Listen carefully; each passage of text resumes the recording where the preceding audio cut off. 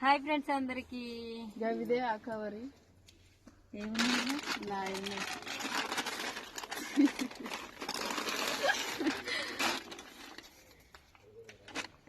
ఇవైతే నా డ్రెస్సులు అన్నమాట. కాలర్ వస్తే ఇష్టం నాకు. చూస్తున్నాను నాకు ఇష్టమైంది నీకు ఇష్టం అంటే నేను చూస్తున్నా. మన ఇద్దరం ఎప్పుడు సేమ్ వేస్తామే చెప్పు.